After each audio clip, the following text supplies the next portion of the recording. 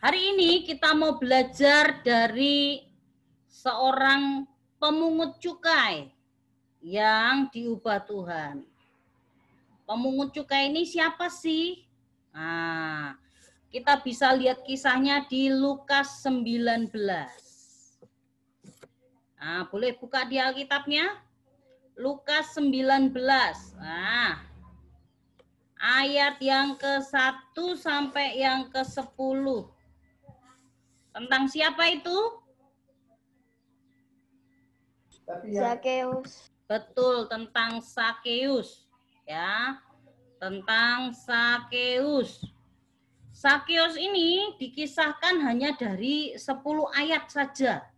Ini ayat yang sangat pendek, tapi nanti kalau kamu perhatikan ayat per ayat, kamu bisa melihat bahwa Tuhan mengubah Sakeus jadi pribadi yang sangat berbeda dari sebelumnya. Ya, yuk kita mau baca sama-sama ayatnya aja. Ayat 1 sampai yang ke-10. Boleh gantian ya teman-teman ya. Nah, yuk.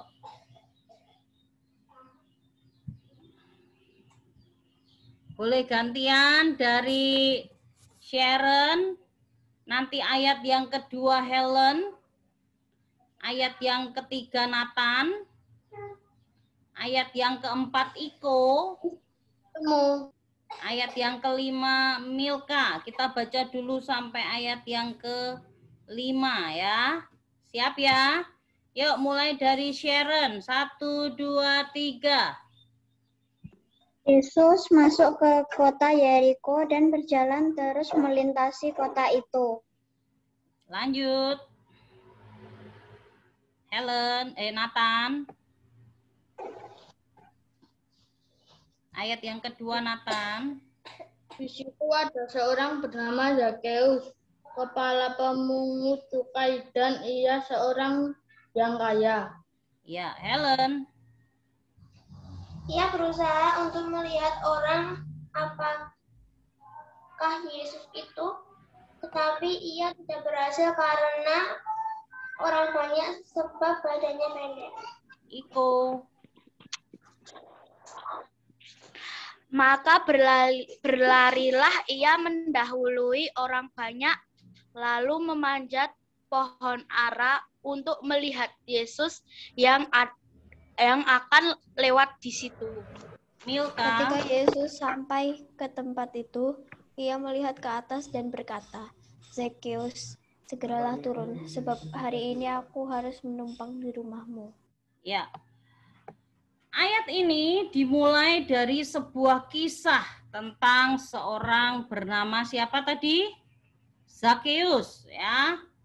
Zakeus. Alkitab menulis Zakeus ini seorang yang pendek ya. Kita mau lihat nih. Dia tinggalnya di Yeriko. Nah, teman-teman boleh lihat di layar. Itu adalah Zakeus nih yang pakai baju merah ya. Dia seorang yang pendek, terus dia tinggal di Yeriko. Dia pekerjaannya seorang pemungut cukai. Pemungut cukai itu apa? Pemungut cukai itu adalah orang yang menagih pajak, ya, mengumpulkan pajak uang dari rakyat. Nah, tetapi Zakeus ini tidak hanya menjadi seorang pemungut cukai atau kepala pemungut cukai, tetapi dia selalu meminta lebih dari yang seharusnya. Nah, di sini mulai ada pungutan liar ya. Ada korupsi yang dilakukan oleh siapa? Zakeus. Dia menarik pajak melebihi dari yang seharusnya dan kelebihannya dia pakai untuk dirinya sendiri. Nah, inilah siapa? Zakeus. Sampai akhirnya orang-orang itu betul-betul tidak menyukai Zakeus. Bahkan mungkin bisa dibilang sangat tidak suka ya. Nah, orang sudah bekerja dengan susah payah tetapi pajak yang ditarik itu melebihi dari yang seharusnya. Itulah yang membuat orang-orang tidak suka kepada siapa? Zakeus. Zakheus. Sampai akhirnya suatu hari dia mendengar tentang kedatangan Yesus di Yeriko. Nah, Yesus mau numpang lewat tuh di kota itu, ya. Baru mau lewat aja. Tetapi apa? Karena orang-orang sudah mendengar tentang Yesus dan pekerjaannya yang ajaib, banyak sekali orang mulai berkumpul demi menjumpai siapa? Yesus. Ternyata Zakheus pun tahu tentang Yesus. Ya, tahu. Dia mungkin dengar, oh Yesus tuh bisa melakukan mujizat. Yesus pengajarannya hebat, mengubah orang dan sebagainya. Nah, ternyata Zakheus itu juga kepo, teman-teman. Nah, dia juga kepo. Dia berusaha untuk apa? Bisa melihat Yesus di antara kerumunan banyak orang. Oh, mungkin kalau Yesus kerumunannya sekarang ini bisa ditangkap ya, kena denda. Ya. Tapi untungnya kerumunannya terjadi dulu sebelum ada corona.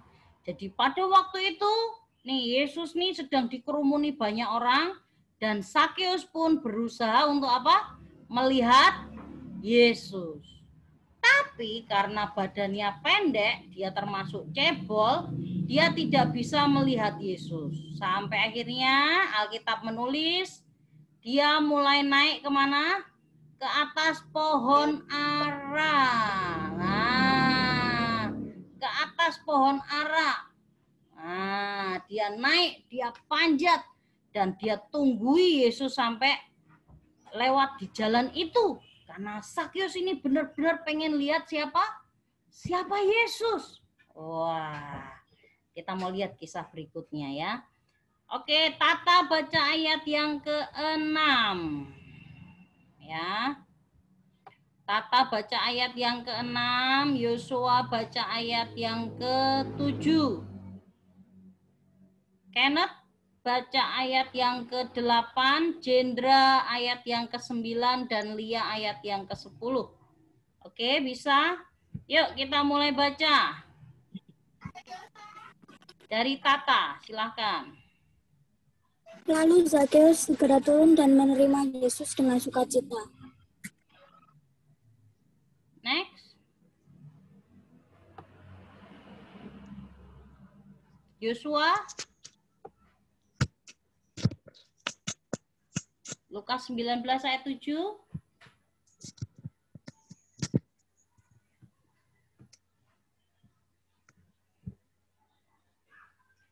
Tak terdengar suaranya ya. Kenneth. Ayat 7. Ayat 7. Tetapi semua orang yang melihat hal itu bersungut-sungut, katanya ia menumpang di rumah orang berdosa. Ya, ayat 18. Jendra. Ayat berapa, Miss? 8. Tetapi Zakheus berdiri dan berkata kepada Tuhan, Tuhan, setengah dari milikku akan kuberikan kepada orang miskin, dan sekiranya ada sesuatu yang kuperas dari seseorang, akan kukembalikan 4 kali lipat. Ya, Lia. Ayat 9.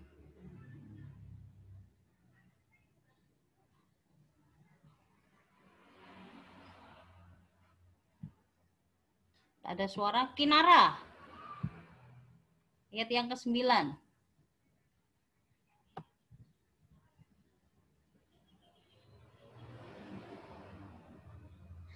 Kata Yesus kepadanya, hari ini telah terjadi keselamatan kepada rumah ini karena orang ini pun anak Abraham. Sebab anak manusia datang untuk mencari dan menyelamatkan yang hilang. Ya. Sebab anak manusia datang untuk mencari dan menyelamatkan yang hilang. Oke. Ternyata betul pada waktu itu ketika Yesus mau lewat di jalan itu, ya, semua orang sudah berusaha untuk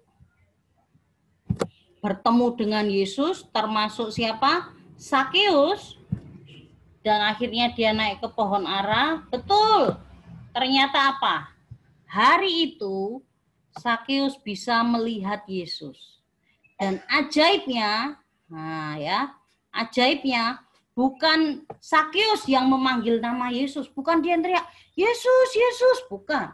Tapi Alkitab yang berkata apa? Yesus, ya. Yesus yang lihat Sakeus.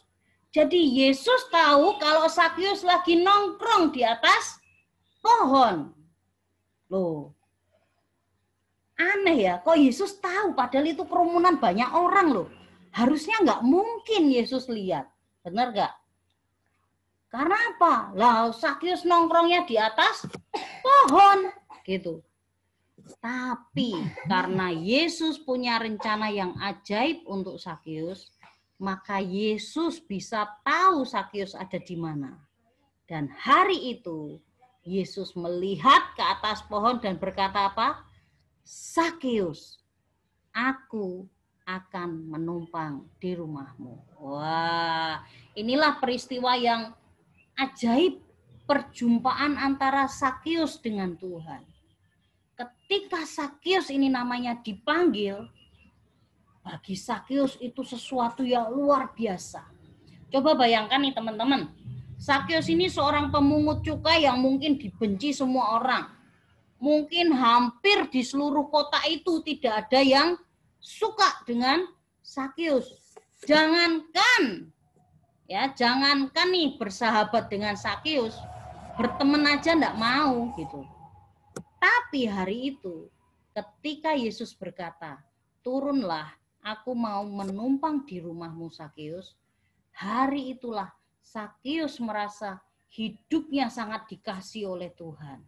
Dia bisa menemukan bahwa ada satu pribadi yang berbeda, yaitu Yesus sendiri yang mengasihi dia. Inilah peristiwa yang mengubah siapa? Sakeus. Kenapa? Karena Yesus memanggil namanya.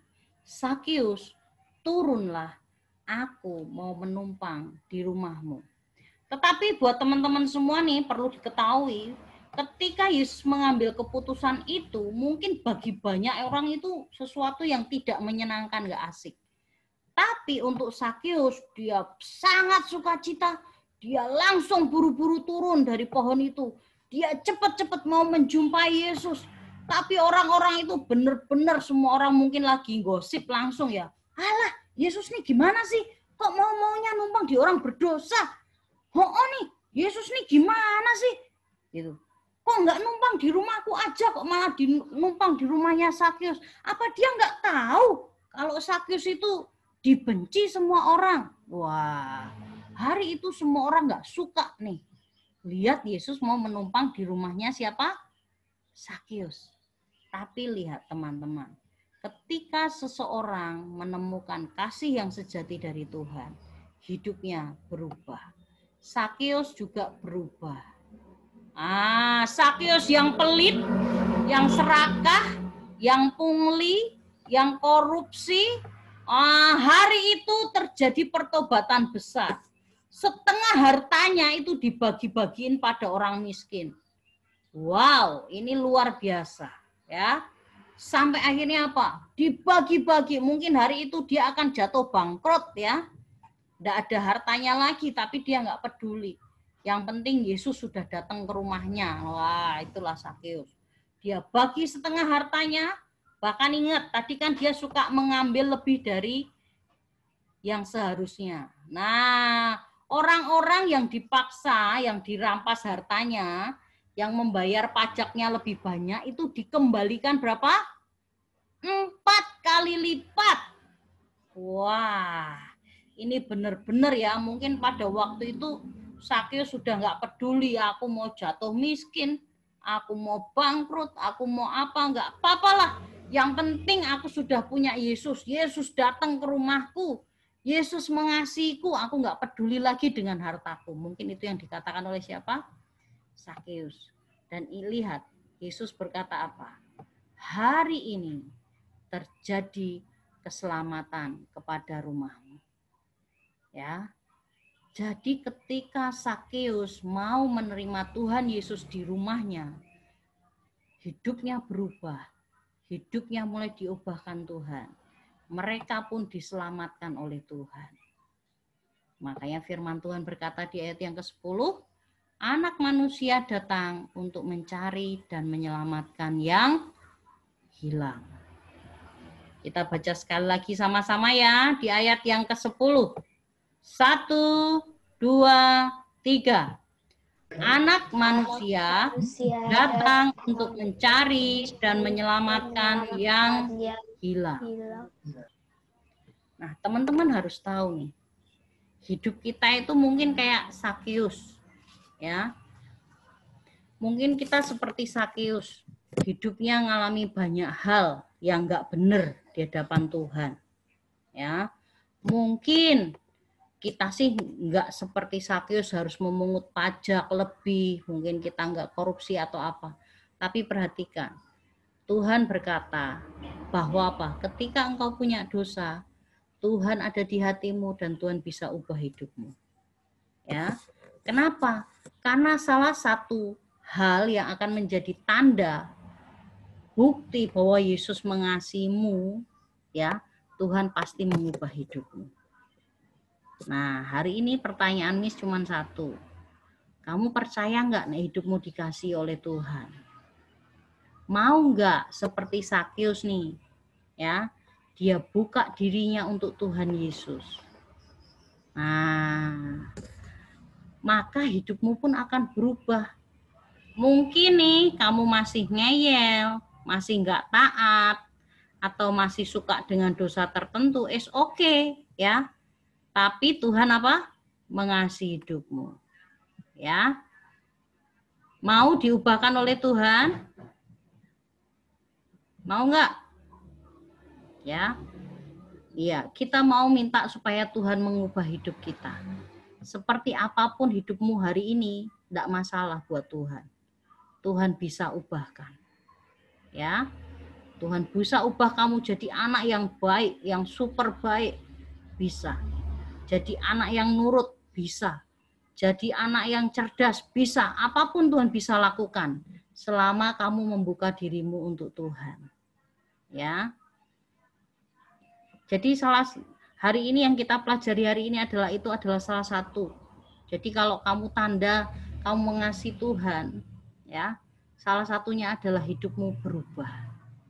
Ambil keputusan untuk hidupmu diubah Tuhan, maka Tuhan akan mengubah hidupmu. Ya, yuk kita mau tutup dengan berdoa. Semua lipat tangannya. Miss mau hari ini semua sungguh-sungguh berdoa, ya. Ambil waktumu, ambil waktu yang teduh, 1 menit lah untuk kamu berdoa kepada Tuhan.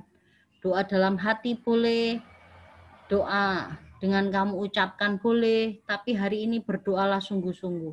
Minta Tuhan mengubah hidupmu seperti Tuhan bisa mengubah hidup Sakeus. Yuk semua tundukkan kepala, kita mau berdoa.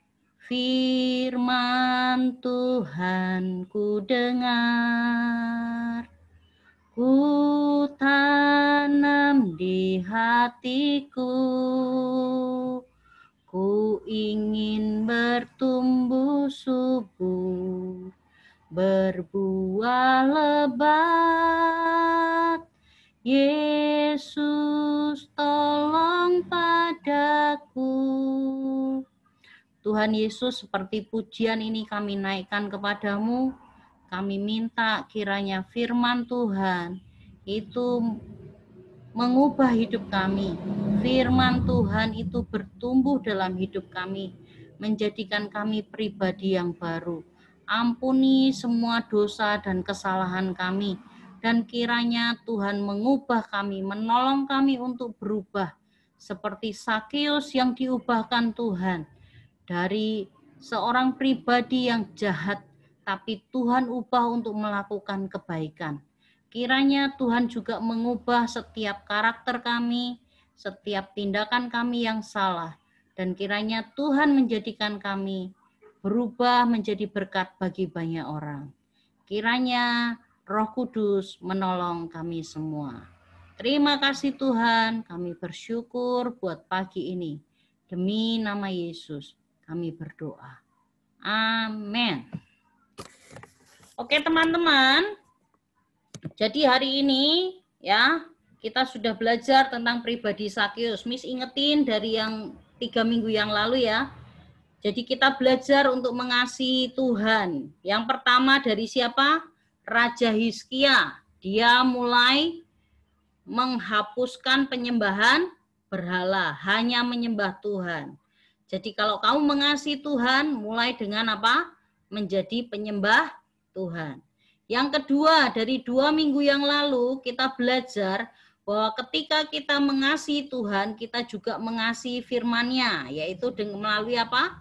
Perumpamaan penabur ya, perumpamaan seorang penabur, miliki hati yang subur untuk firman Tuhan.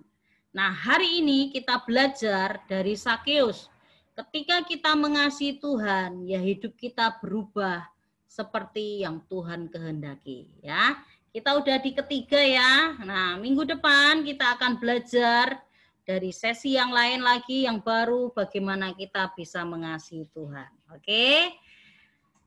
Cukup untuk hari ini. Kita akan berjumpa lagi minggu depan. Bye-bye.